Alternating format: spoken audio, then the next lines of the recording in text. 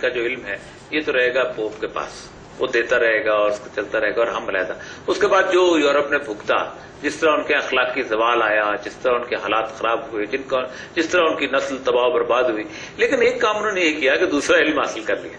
اب تو نہ دین کے رہے نہ دنیا کے رہے. میں آپ کی بات کو تھوڑا سا بڑا کروں. آپ نے بڑی خوبصورت جو رسول پاک صلی اللہ علیہ وسلم کی دعا فرمائی کہ اے اللہ تو مجھے اشیاء کی حقیقت کا علم دے.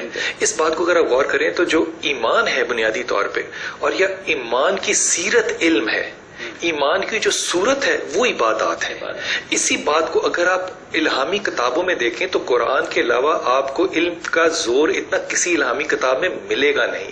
اور یہاں پہ ذرا زور دیکھیے کہ ایک تو درجات جو لوگوں کے، جو اشرف المخلوق کے بنائے، وہ علم کے زور پہ بنائے ہر علم والے پہ.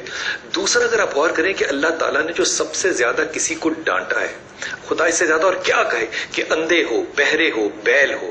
اب یہ تمہید خدا کر رہا ہے. خاطبهم الجاہلون قالوا سلام. جاہل جب ملے تو دور سے سلام دور سے. اب غور کریں کہ یہ ایسا ایک لمحے کے لیے اس کا یہ پہلو دیکھیے کہ خدا نے آخر علم کو اتنی زیادہ جو امپورٹنس دی ہے اس کی کیا وجہ ہوگی. بنیادی طور پہ ایک وہ جو عالم ارواح کا زمانہ ہے جس میں کہ ہم خدا کے سامنے بیٹھے ہیں، وہ زمانے میں بھی انسان نے اپنے آپ کو اوور ایسٹیمیٹ کیا، اور خدا نے اس اوور ایسٹیمیٹ کو نوٹ کیا اور کہا کہ میں اپنے بے ظلم حرام لکھتا ہوں کیونکہ تو نے اپنے آپ کو بڑا اوور ایسٹیمیٹ کیا. جب یہ سارا زمانہ گزر کے یہاں آتا ہے تو ذرا غور کیجئے کہ جو واحد چینج ہے اس عالم ارواح میں اور ہمارے زمانے میں، وہ صرف شاید ایک مائکرو چپ کی ہے. وہ میموری کی مائکرو چپ جو ہے اب ہمارے میں موجود نہیں. اس میموری کی مائکرو چپ کو سرکٹ پورا کرنے کے لیے اور یہ اللہ نے ایک اور مائکرو چپ دی، اور وہ تھی علم اور ادراک.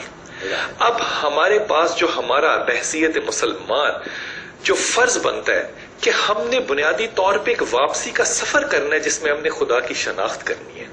اس خدا کی شناخت کے سفر کے راستے میں آپ کی ذات کی شناخت آتی ہے، آپ کے وہ تمام علوم آتے ہیں جس سے کہ آپ نے اپنی ذات کو سمجھنا ہے. یہ سارے سفر کی بنیاد جو بنتی ہے یہ اس سفر کی طرف لے کر جاتی ہے. اس لیے اگر آپ غور کریں تو احادیث کے اندر اوپر تلے 41 احادیث آتی ہیں جو صرف علم کی بنیاد پر.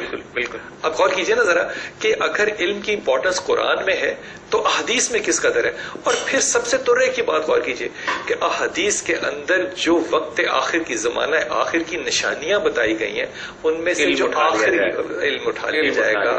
اور علم کیسے لگتا یہ ہے کہ ہمارے ہاں سے علم اٹھا لیا گیا، یعنی اس کا مطلب ہم جس سے علم اٹھا لیا گیا جس قوم پہ وہ زندہ نہیں ہے، اس پہ قیامت آ چکی. میں سمجھتا ہوں کہ ہم اس وقت بھی زومبیز کی طرح چل رہے ہوتے ہیں کیونکہ ایک نظام میں ہم پڑھ چکے تو ہم چل رہے ہیں، ورنہ کوئی ایسا معاملہ چل رہے ہیں اس کے اندر ہم بیٹھے ہوئے ہیں، وہ سائیکل کی وجہ سے چل رہے ہیں. بالکل بالکل بالکل. اب یہ سارے معاملے کو اگر آپ اس سادگی سے دیکھیں کہ اگر آپ نے اپنی ذات کو شناخت کرنا ہے تو بنیادی طور پہ آپ تقسیم علم کرنے کے حوالے سے کبھی سوچ سکتے بھی نہیں ہیں. آپ کی اپنی ایموشنز جو ہیں وہ سائیکالوجی ہے، آپ کی جو روح ہے وہ میٹا فزکس ہے، جو آپ کا بدن ہے یہ بیولوجی ہے، کیمسٹری ہے، پیتھولوجی ہے. آپ اس تمام زمانے میں رہتے ہوئے اگر اس شناخت کے علم کے راستے سے گزریں گے، آپ ان تمام علم کو خدا کا علم جان کے اس پہ قدم رکھیں گے. یہ جو تقسیم میرے خیال میں کی ہے یہ بنیادی طور پہ ہمیں اس بنیادی زاویے سے دور لے جاتی ہے. یورپ نے بھی بھگتا اس کا. آج وہ دیکھیں نا، آج وہ سائنٹیفک ایتھکس کی بات کرتے ہیں معاشرے کو ٹھیک کرنے کے لیے، اس کو لے انہوں نے کہا اب آج وہ چیز تو انہوں نے کر لی لیکن انسان بے روح ہو گیا، انسان بے چین ہو گیا. ہم سب ایک کمال اللہ تعالیٰ کا ہے جو فرشتوں کے سامنے اللہ نے اللہ آدم الاسماء سارے اسم سکھا دیے. ویسے اب یہ سارے اسم اس نے سکھائے ہیں، ظاہر بات ہے ہم نے انہیں کو تلاش کرنا نا، وہ اسم ہیں کہاں، ہم کیوں نہیں کرتے؟ مجھے یہ سمجھ نہیں آتی، یہ کوئی نہیں بتاتا. دیکھیے صاحب، یہ قرآن پاک کا ایک عجیب و غریب معجزہ ہے کہ قرآن پاک نے انسان کی فزکس پر جتنی بات کی ہے اتنی انسان کی میٹا فزکس پر کی ہے. انسان کی اسپرچول ڈائمینشن پہ، اور انسان کا جو تعارف عہد الست سے شروع ہوتا ہے اور جو اب تک اس یونیورس کے اندر اور اس پوری کائنات کے اندر، یعنی ہم سب موجود تھے اس وقت جب عہد الست لے رہے تھے، لیکن اس وقت ہمارے جسم موجود نہیں تھے. پھر اللہ تعالیٰ جب بات کرتا ہے اس امانت کی جو اس نے زمین و آسمان و پہاڑوں اور کائنات کو پیش کی اور کوئی نہ اٹھا سکا، لیکن انسان نے اٹھا لی وہ امانت، ظلومن جہولا. لیکن پھر ظلومن جہولا. تو انسان کی جو اصل ڈائمنشن ہے جس کی بنیاد پر وہ اپنے رب کی معرفت حاصل کرتا ہے، وہ فزیکل نہیں، وہ اسپرچل ہے، میٹا فزیکل ہے. اور یہ تمام علوم، جس طرح قرآن پاک کے بارے میں اللہ تعالیٰ فرماتے ہیں کہ قرآن پاک انسان کے قلب پر نازل ہوتا ہے، اسی قرآن میں ہم کو وہ علوم ملتے ہیں کہ جو سلیمان علیہ السلام کے دربار میں جو درباری بیٹھے ہوئے ہیں، فرمایا ان کے پاس الکتاب میں سے علم ہے، تو وہ ملکہ کا تخت اس طرح اٹھا کے لے آتے ہیں اس سے پہلے کہ آپ کی آنکھ بھی چھپک سکے. تو وہ انہی علوم میں سے ہیں جو اس قرآن میں موجود ہیں. تو اللہ تعالیٰ نے جو کچھ ہمیں عطا فرمایا، سائیکلز کے قرآن، میں حیران ہوتا ہوں کبھی کہ وہ پانی کا سائیکل، کہ ہم کیسے زمین پانی بنتا ہے، سحاب بنتا ہے، اترتا ہے، انسان کا بایولوجیکل سائیکلز، یعنی زمین و آسمان و کرسی و عرش خودی کی زد میں ساری خدائی کی جب اقبال بات کرتے ہیں تو دیکھیے قرآن پاک کس ڈائمنشن سے شروع کرتا ہے. آدم کی تخلیق کی بات کر رہا ہے، پھر یہ بات کر رہا ہے کہ آدم کو سجدہ کرایا جاتا ہے، جہاں پہ یہ گفتگو ہوتی ہے ساری، لا علم لنا الا ما علمتنا. پھر ان کے بعد حوا کی تخلیق ہوتی ہے، پھر کہا جاتا ہے اب تم جنت میں جاؤ، اس کے بعد جنت میں جا کے رہو. پھر یعنی جس ڈائمنشنز کا اللہ تعالیٰ ذکر کر رہا ہے، یہاں تو کہتا ہے مستقرن و متان الہی، ایک وقفے کے لیے پیریڈ کے لیے جا رہے ہیں ہم جا رہے چھوٹے سے period. اصل جو انسان کی زندگی ہے وہ پیدا ہونے سے پہلے اور مرنے کے بیچ بعد میں کاٹ دی ہے یہ نا، تو بیچ کا ایک پیریڈ ہے چھوٹا سا. تاکہ تو یہ کیسے ممکن ہے کہ انسان کو اللہ تعالیٰ نے وہ ساری ڈائمنشن زمینی، اگر میں اپنے قدم پھیلا بھی لیتا ہوں جو اقبال کہتے ہیں، لیکن زمین و آسمان میں وسعت کہاں ہے؟ یہ کہ اصل انسان، الانسان الکامل، جس کی ڈیفینیشن علامہ اقبال خود انسان کامل کی جو ڈیفینیشن دیتے ہیں، وہ ڈیفینیشن ایک ایسے سپرمین کی ہے، ایک ایسے انسان کی ہے کہ جب خلیفۃ اللہ فی الارض بنتا ہے، نائب فی الارض بنتا ہے، تو ان تمام صلاحیتوں کے ساتھ بنتا ہے، قہاری غفاری ہو، جبروتی ہو، قہاری غفاری قدوسی ہو، جبروت ہوتی ہے. قدوس کا پاکیزہ ہونا چاہیے اس کو. اور وہ جو قاری نظر آتا ہے لیکن حقیقت میں ہے قرآن.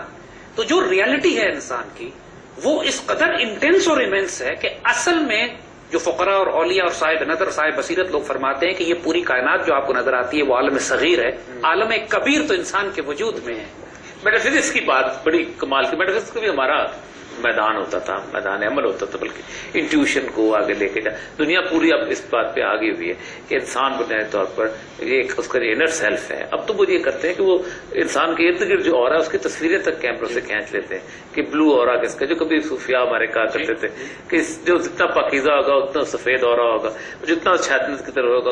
اب سائنس جو ہے وہ اور میٹا فزکس کے سارے میدانات جو ہیں یہ ہمارے میدان ہوتے تھے جن کو 1000 سال کے بعد ان لوگوں نے جانا. اس میں شاہ صاحب آپ کی اجازت جملہ کروں، میرے ذہن میں جملہ آ گیا کہ یہ جو میٹا فزکس کی اور یہ بات کریں نا، یہ جو دعا ہے اگر میں آج مانگ رہا ہوں اور واقعہ پیش ہو چکا ہے تو آپ یہ سوچیں کہ یہ سائنس نے ہمیں بتایا ہے کہ اسپیڈ کی لائٹ سے اگر کوئی چیز چل رہی ہے تو اس وہ رفتار جو ہے ہم اسے کاپی نہیں، اگر وہ اسپیڈ سے ڈبل اسپیڈ ہوگی نا، لائٹ کی اسپیڈ سے ڈبل ہو گئی، 186 سے ڈبل ہو گئی ہے وہ، تو بنیادی طور پہ ٹائم اس کے لیے فریز نہیں ہوتا، وہ ریورس آرڈر میں چلا جاتا ہے. اسپیڈ آف لائٹ پہ وہ سٹے کرے گا، ڈبل پہ وہ ریورس میں جائے گا. اس کا مطلب دعا کا یہ اثر ہو سکتا ہے کہ میں خدا کے ساتھ اگر ایک رابطہ کر رہا ہوں تو اسپیڈ کی ڈبل لائٹ سے جا رہا ہے تو وہ میرا سارا کا سارا معاملہ ہے وہ ری رائٹ ہو رہا ہو اور یہ ریشنلٹی نہیں بنتی ہے.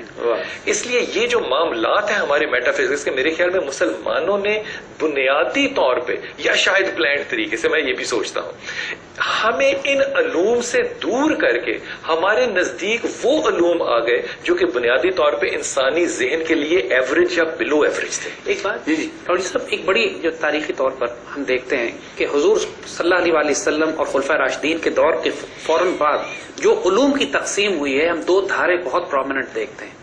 ایک ظاہری علوم کا جو ہمارے امام مالک نے لیا، احمد بن حنبل، امام شافعی، امام ابو حنیفہ، انہوں نے ظاہری علوم کو سنبھالا. دوسرا روحانی دھارا، جو بیسک تزکیہ کا جو تزکیے کا دھارا جو انسان کی میٹافزیکل ڈائمنشن سے، روحانی ڈائمنشن سے ڈیل کرتا تھا. حضرت جنید بغدادی، حضرت حسن بصری، حضرت شیخ عبد القادر جیلانی، اور پھر وہ سلاسل پوری دنیا میں پھیلے.